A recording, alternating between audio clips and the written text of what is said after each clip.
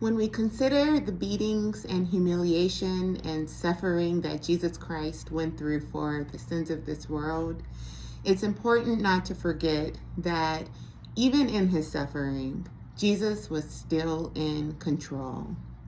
As we end Black History Month, I want to reflect on Dr. Martin Luther King Jr. and how he was a prominent figure in the fight for equality for Black Americans. Dr. King's stance was that it was more effective to endure the brutal treatment, engaging in nonviolent protest, than to try to respond with violence. Dr. King's approach was so powerful that it gained national television's attention, and the mistreatment of peaceful Black Americans was broadcasted for all to see. This was a pivotal play in the quest for equality. Dr. King's nonviolent approach was rooted in Christianity.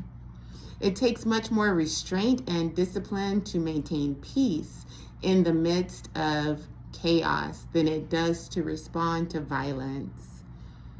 That brings us back to our lesson about God always being in control. Some may think that Jesus chose a strange way to dominate the stage on the day of his crucifixion, but when you know who you are and where you're going, you have nothing to prove to anyone else. Pilate grew angry at Jesus because he would not defend himself or join in Pilate's efforts to show how wrong the Jews were for calling for Jesus' crucifixion. But Jesus refused to let fear, anxiety, and terror control him. Jesus was still in control even when evidence seemed to say otherwise. Today, this same God is still in control and is working things out for our good, even in the midst of this very chaotic and evil world in which we live. He is very strategically setting things in order on our behalf, so we too can be victorious and overcome the works of the enemy.